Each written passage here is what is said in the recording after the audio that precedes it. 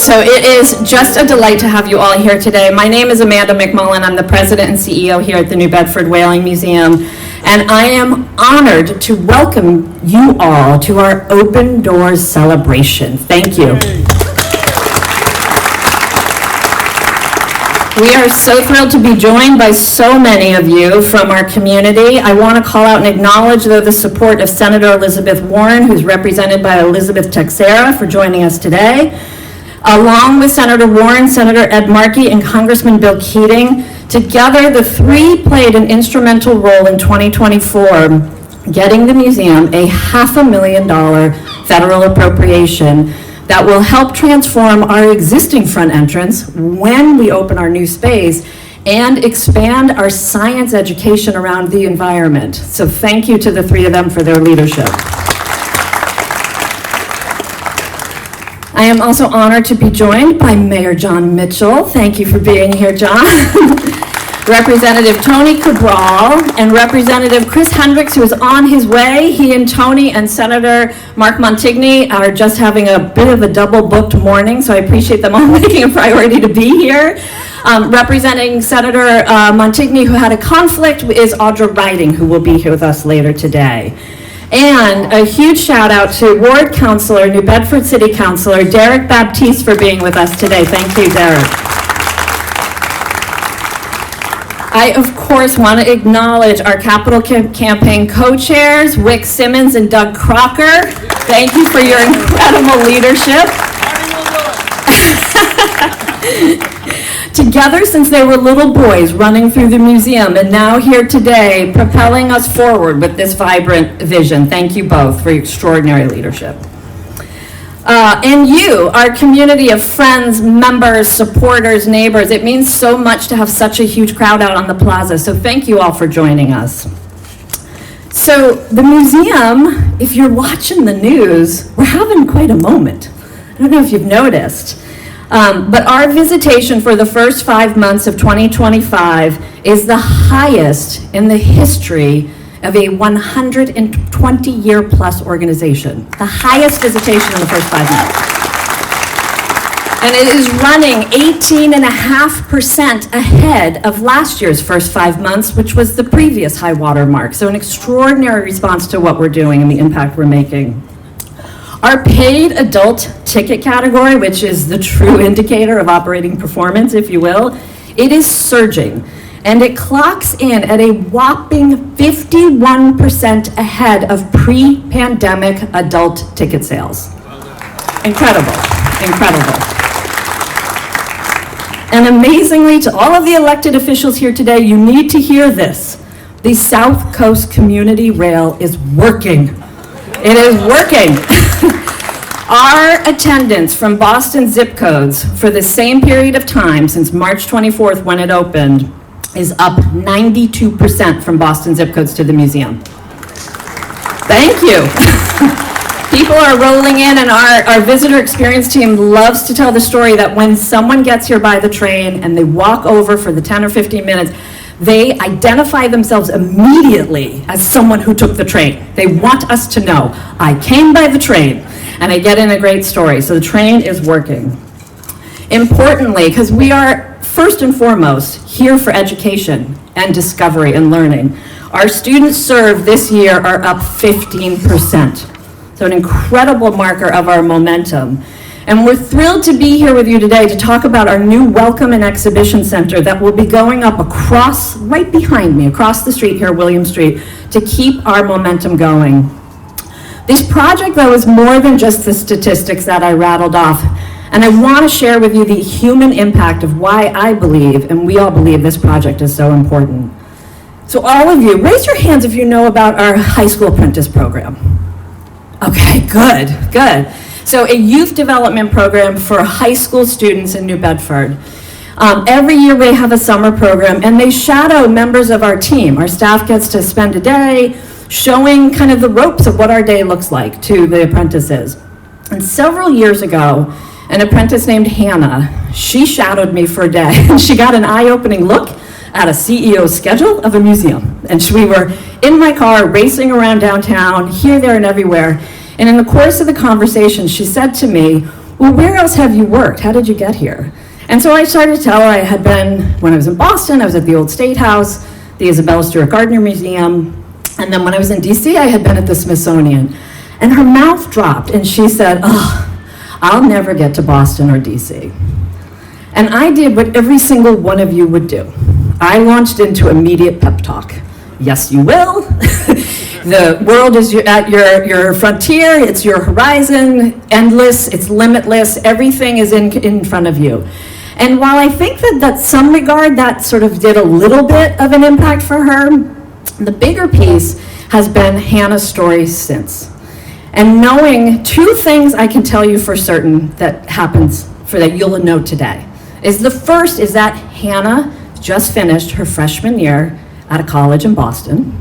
So Hannah went off to college in Boston. The second is actually that she came back recently to visit with some of our current apprentices, and listening to her talk about her story and watching her give her pep talk to the current apprentices about being in Boston and getting out of New Bedford. But the thing she said is, you'll never forget you're from New Bedford.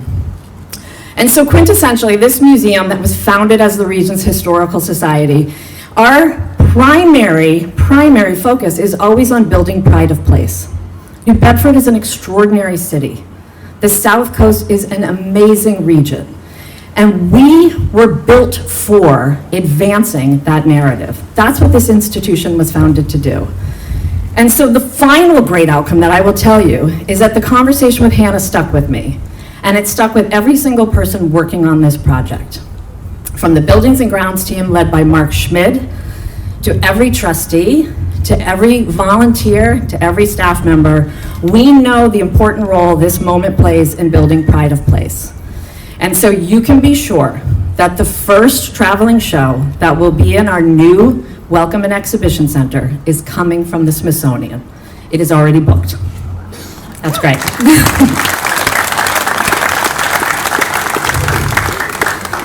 So I have the extraordinary guidance that I get from an amazing group of trustees. I've mentioned a few of them so far. Last month, the torch was passed in our governance leadership from Tony Sapienza, who had been board chair for several years, to Davis Webb, who is now our board chair as of this moment, as of May. We also have a whole new group of officers. We've got Bernadette Souza, who is our vice chair. Bernadette. Ricardo Bermudez, who is our incoming treasurer, or current treasurer now. It's your job, Treasurer Bermudez. And Paulina Aruda, who is our clerk. Thank you, Paulina. There she is. Wonderful to have you all here. And so with the torch being passed, obviously you'll hear from Davis a little later as our great new chair, but I want to welcome up Tony Sapienza to say a few words. Tony.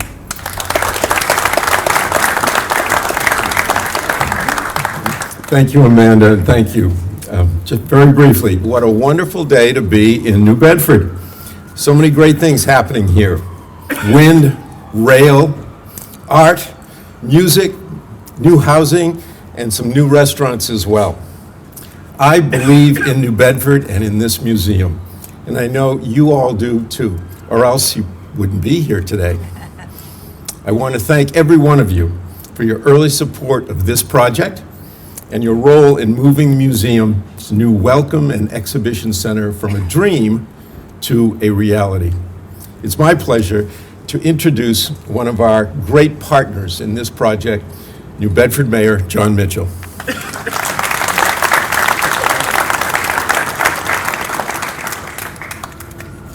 Well, I just want to start off and say that I'm so impressed in that in a month's time as chair, Davis Webb has seen through this $30 million project just like that. I mean, it's just remarkable how quickly you got to work, Davis. No, we appreciate that you're taking the helm, and I want to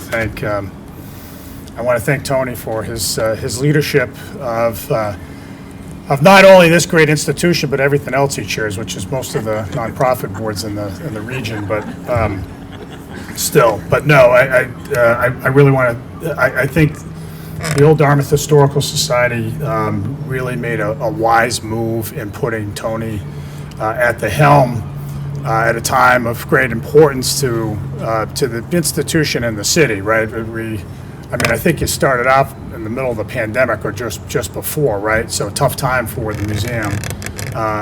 But, you know, with Amanda and the staff and the board really pushed things through in a very successful way. Looking back, it all looks altogether easy now and looks like just sort of this quaint thing in the distant past, but it hardly is or hardly was.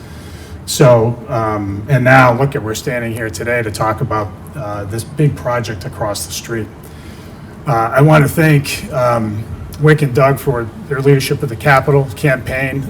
Again, we're lucky to have you and lucky to have your leadership there. And it's and look, here we are. We couldn't have done it without you. So thank you, and I want to thank all the members of the Capitol campaign committee for getting us here. There's the city put a fair amount of money into the project generally. It got complicated with all the ARPA rigs, but we've put in about $3 million into it, and I just want to explain what I think are the reasons for that.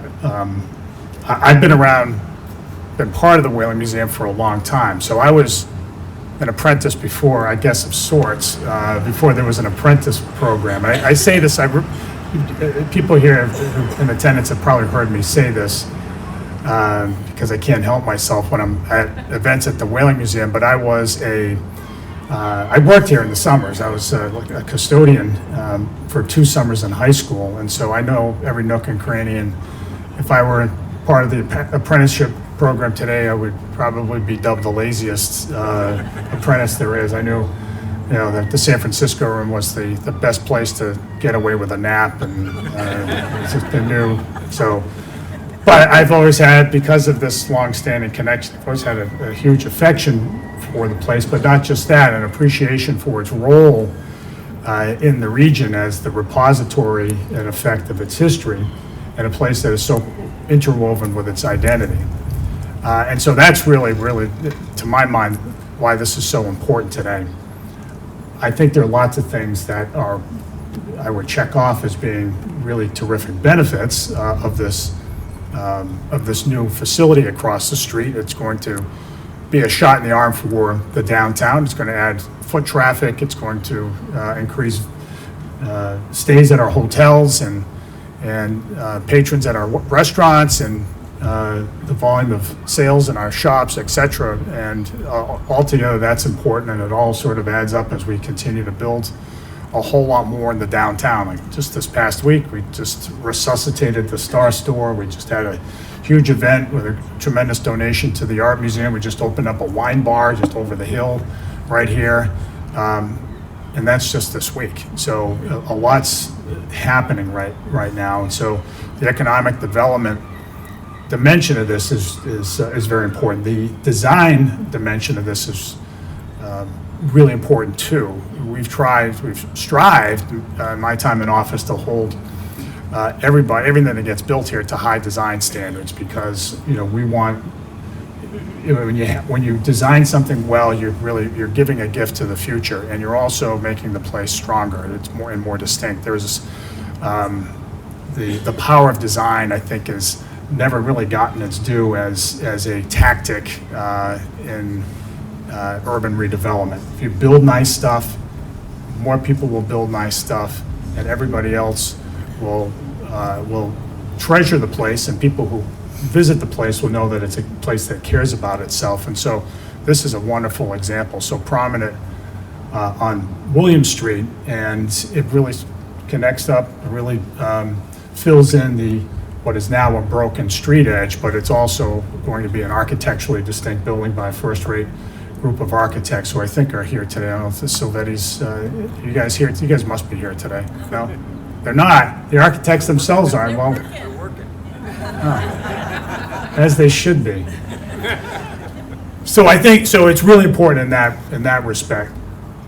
I also think, but just going back to to what I started to say, which is what's most important about this project is what it reflects about the city, because the museum, again, is this sort of shrine to New Bedford in some respects. It's an educational institution, to be sure. It's an economic anchor, but in many ways, it's represents New Bedford. When people think about coming to New Bedford, one of their immediate thoughts is to come to the Whaling Museum, and people across the city and across the region are so proud to have the museum here, to bring friends and family here. It is interwoven in our identity, and that this institution at the 120-plus year mark in its life is now launching its most ambitious project since the construction of the Bourne Building. Says a lot about the health of this institution and by extension the health of the city. I mean, if the city were falling apart, this wouldn't happen. For one thing, and I don't say that in a self-congratulatory way, I just think it's when you have strong cities aren't strong if institutions aren't strong, and if the leading institutions aren't strong, you've got problems. This is a strong institution. It's getting stronger through all the work of you guys here.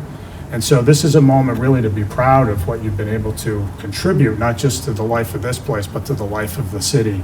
And it may not be fully appreciated in the moment, but know that it will pay off for all of us in the long run, especially those that we really want to gift this to, and that's our children and our grandchildren. So I want to thank all of you for making that happen. A tremendous team effort, and I can't wait to check it out when it's done. Thanks, Amanda.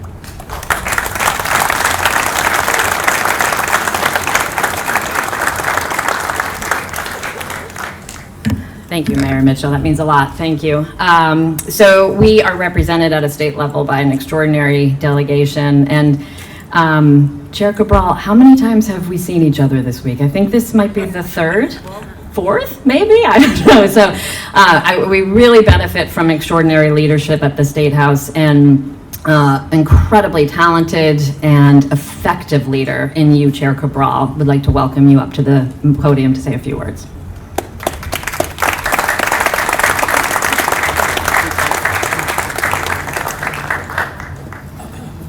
Well, good morning. Good morning. Are you excited? Oh, yes. I am. Yeah, but I'm excited. I'm excited because this institution, as the mayor said, is really an anchor institution in this community. Its strength represents the strength of the city and of the region itself. But that's because of the people who are involved. All of you, and in particular the board, and of course the leadership of Amanda. So Tony, thank you very much for your leadership over the last 3, 4, 6 years. We lost count, but we want to thank you for all the work that you did on behalf of the museum and in turn on behalf of the city and the South Coast. I think your leadership of the board was extraordinary. And it doesn't fall on me, it's fine. It wasn't anything I said. It's not anything I said. But Tony, thank you really very much. And Davis, welcome. I think you have a lot of work cut out, but I know you are ready for it, and we look forward to working with you as well to make it happen.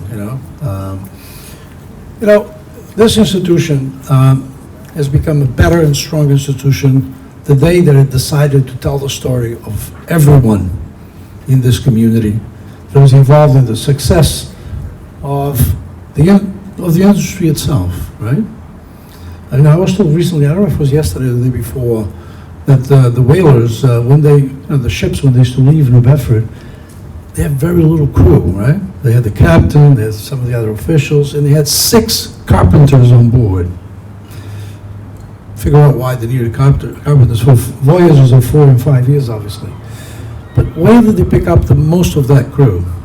The first stop usually was in the Azores, right? And a bunch of young men used to join, and once they got here, they left, those whalers at the same time. But that second stop was Cabo Verde, on the route down to. And years ago, well, many years ago now, the museum really decided to be inclusive and tell the story of that crew. Because that crew eventually, by the end of the industry, that crew was no longer just a crew, right? They were the captains of the ships. They were the owners of the ships in many cases. Like the last ship, whaler that left New Bedford, Wanderer, both the captain and ownership was Portuguese, primarily, of course, from the Azores.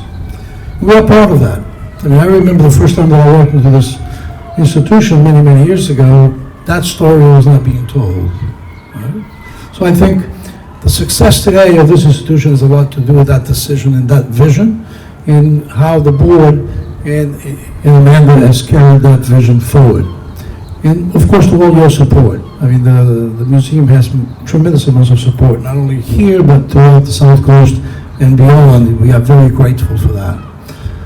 But today you walk into the institution and you see vividly, everybody's participation, everybody's involvement, how important that became in order to be a successful industry, and eventually a successful institution that reflects that industry. And it's key for us in New Bedford. I mean, it's exciting. To me, that's part of the excitement as well. Yes, and we have worked with the museum now for quite some time in this new endeavor, this new project, and it's wonderful to have this new opportunity, because you're going to see more rotating exhibits that now they don't have the capacity to do. I'm looking forward to the Portuguese Styles exhibit, right, to finally come to New Bedford as well. If you've never had an opportunity to see, it's amazing. It's an amazing exhibit of craftsmanship and involvement. So I think with this new facility, with this new exhibit center, I think all of those possibilities just grow and be able to flourish. Yeah, but projects of this nature need partnerships. And we felt from day one that the state ought to be a partner as well on this expansion. We worked hard. We were able to secure some state money, a little bit more. Well, the city did a great commitment, by the way.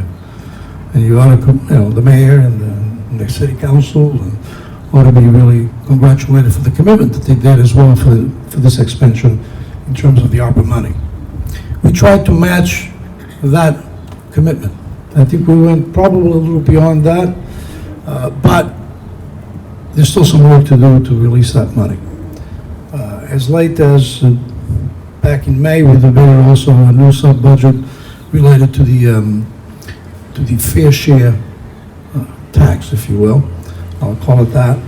We were successful in including some money as well for this project or for other projects, educational projects, deemed to how the museum wants to spend. You have the liberty to spend the way you see fit.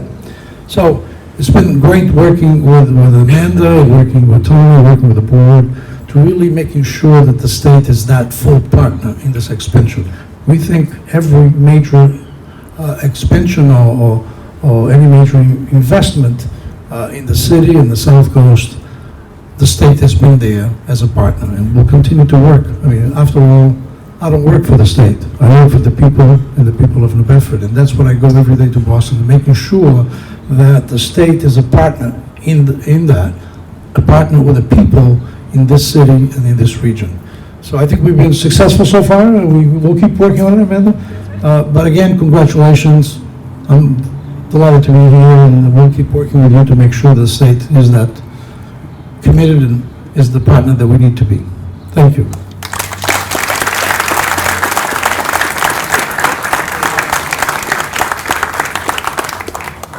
Thank you very much, Chair Cabral. You'll be happy to know that the working title is The Portuguese Baroque. Naomi Slip, our curator, is always planning. She's already working on that exhibit. So also a partner at the state level, Representative Chris Hendricks, who I think also I've seen 3 or 4 times this week as well. It's been a busy clip here. So delighted to welcome you forward to the podium, Representative Hendricks, to say a few words. Thank you, Amanda. Yeah, you're right. This is like my 4th time being here this week. It's been a busy week. And so Tony touched upon a little bit of the history of whaling in New Bedford. And let's not forget that during the time of the American Revolution, it was Nantucket that was the whaling center of the country and of the world. And it wasn't until the British bombed the hell out of Nantucket, decimated it, and then operations for whaling moved over to New Bedford. So if it wasn't for the British, we might be celebrating the whaling island of Nantucket, or whatever you want to call it.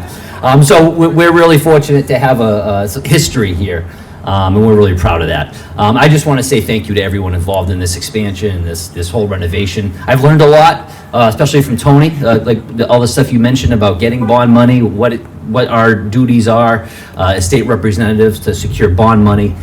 So I've been really proud to be a part of that with the, not only with this project, but other projects in the city. Speaking of which, I see Rosemary over there. So thank you for everyone who's involved. Thank you for all your support and all your being involved constantly in this great organization that we have here. So thank you.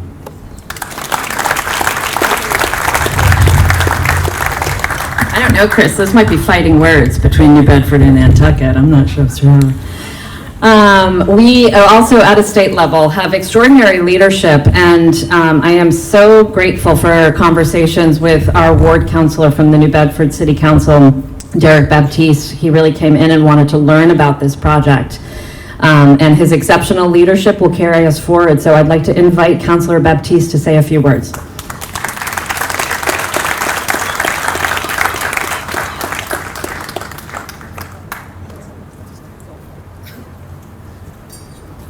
I just told a man I don't know what to say. I was going to call me Ishmael.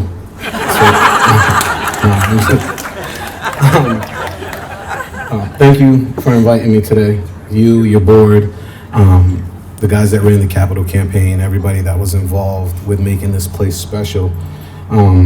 First and foremost, there's a Cape Verdean exhibit that starts tomorrow night. So, you should come by and come check it out because I want to start with that since we're talking about the culture and everything going on.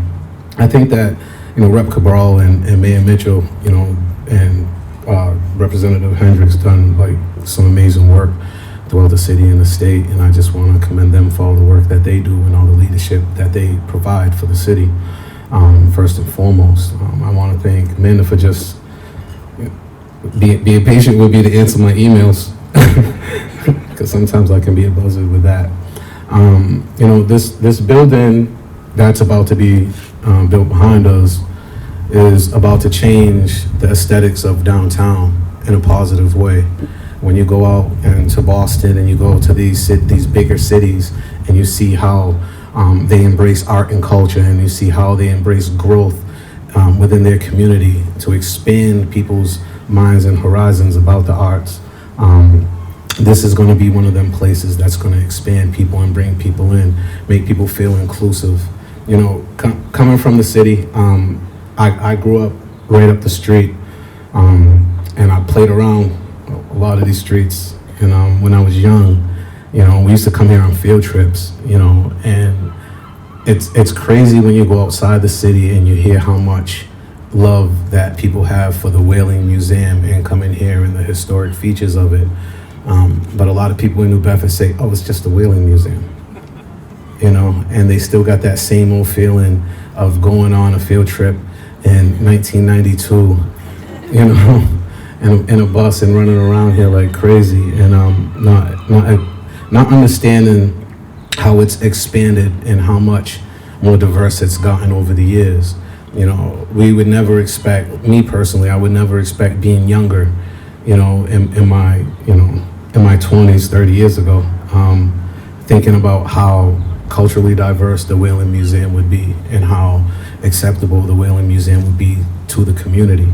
And it's smack dab in the community, right? And we want to make, it's great when you hear out of towners come in here and you hear people from outside enjoy what we have here, right? But I think that Amanda and her board and the people involved are making a conscious effort to bring the community back into the Whaling Museum. And I think that's the much needed point that we're missing around here. And I think that with the expansion up over here, it's going to be great because, I don't know what Tony did.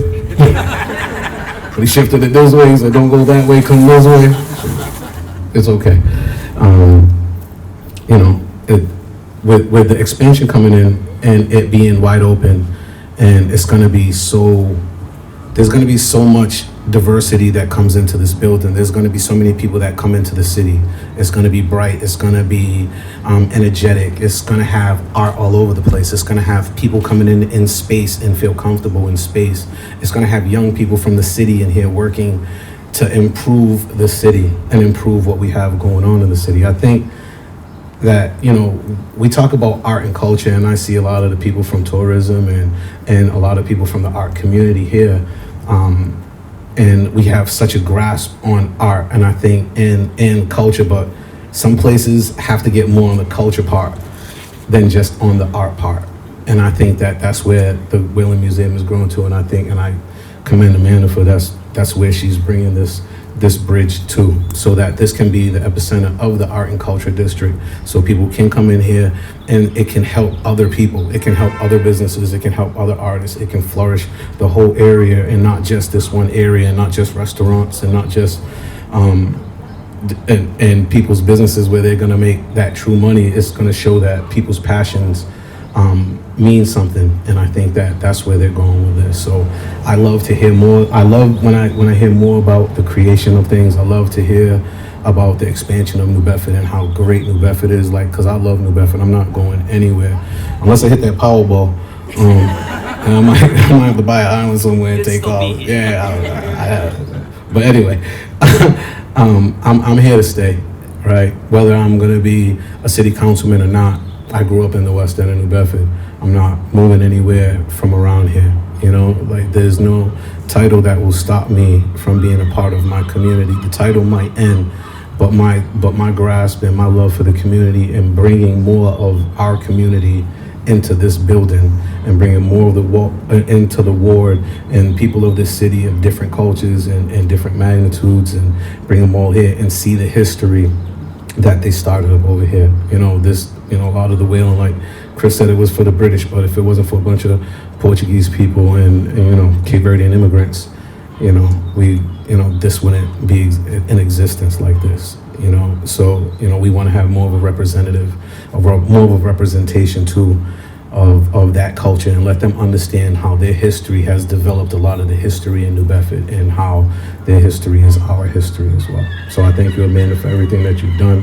I will always be in support of what you guys have to do, and I want to see this improvement go, and I can't wait for the groundbreaking and what we do. So open doors, thank you.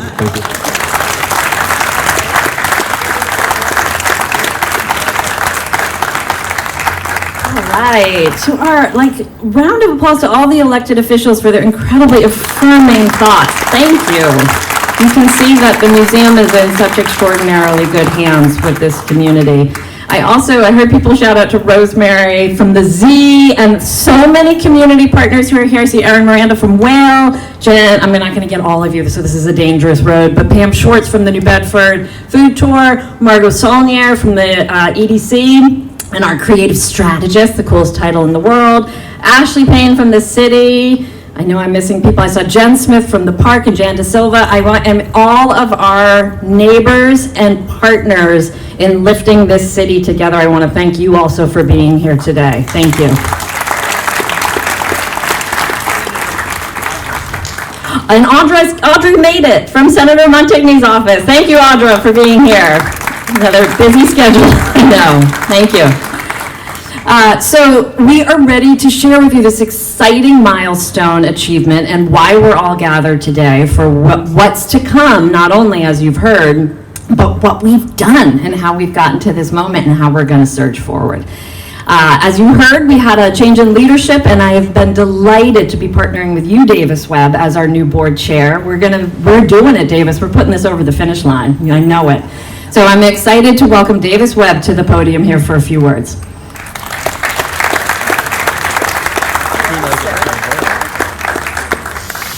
It's good to see you all here. I'm really pleased to be standing in front of the next open door here. We're standing at the corner of two streets in a way that's because we're in a port, which is at a crossroads, and we're at a crossroads here. It's kind of cool. Anyway, my name is Davis Webb. I served as a trustee for 6 years, and I've only just been recently elected as the new chair of our board.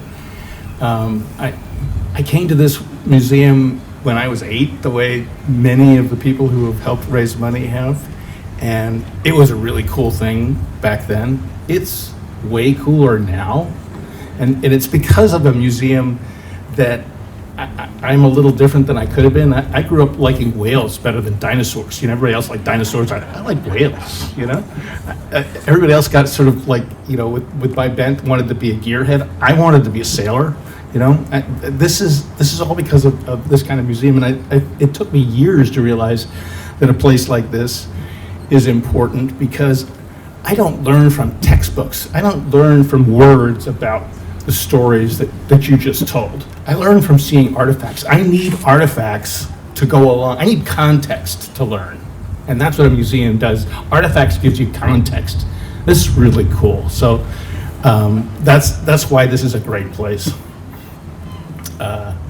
So, you know, I listen to many things. When Amanda talks about this place, she's laying out a vision for what this place can be, and so many of you talked about it. That's even more cool, okay? This is going to be a place where more people are going to come, more 8-year-olds from all different kinds of cultures, all different kinds of places, and they're going to be in wonderment. You know, Amanda talks about the Smithsonian coming, and I can see that in some people's eyes, but I can still see me as an 8-year-old and how much more I would have learned and will learn as we keep going about all the stories that happened here and what happens at this crossroads, you know, that kind of thing.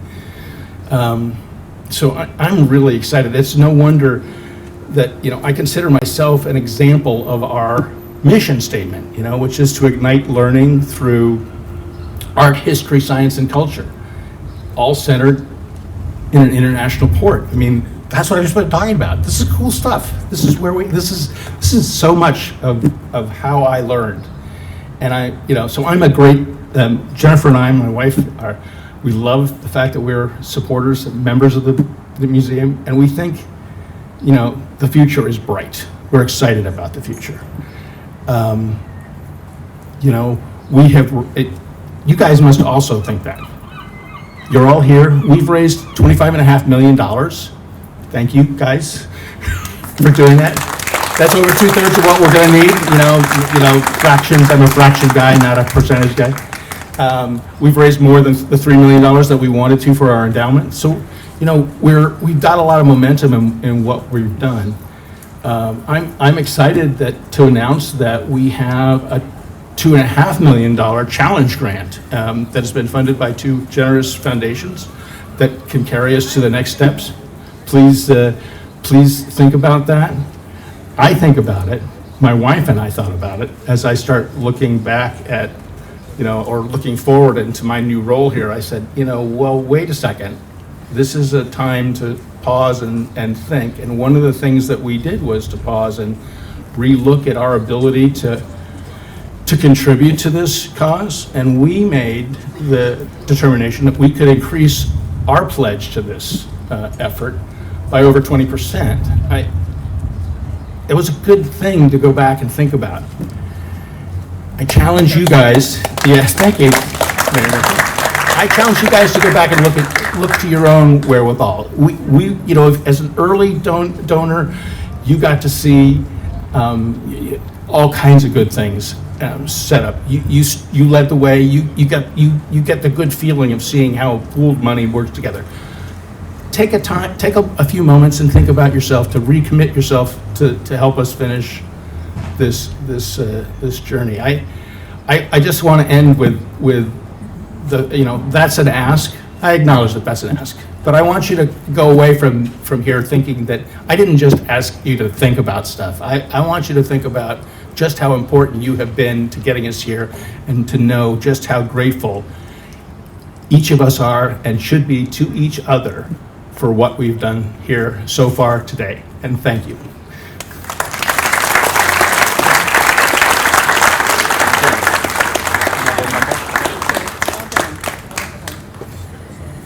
Thank you, Davis. And I just want to underscore, I know the board has already expressed its deep appreciation to you, Davis, for stepping forward in that leadership way, you and Jennifer extending your own giving in such a significant capacity. We are grateful. You are the first to match the match, which is great. So only 2.2 to go. Let's go, everybody. So you did hear, it's extraordinary. And, you know, Mayor Mitchell, this really started November 2023, I think, was sort of our official word from you and the folks at City Hall with the ARPA investments with the 3 different grants of $3 million. November 2023. Our capital campaign committee was then formed, had its first meeting January 2024, and voila, $25.5 million. How about that? Important for me to share that $3 million of that, our board set forth that we needed to raise money to operate this building when it opened. We did not want to be upside down, and that's the smart thinking of this board. I'm delighted to tell you within that 25.5, we've already raised the $3 million for endowment. So the building will operate once it's open. So kudos to the board for that strategic thinking.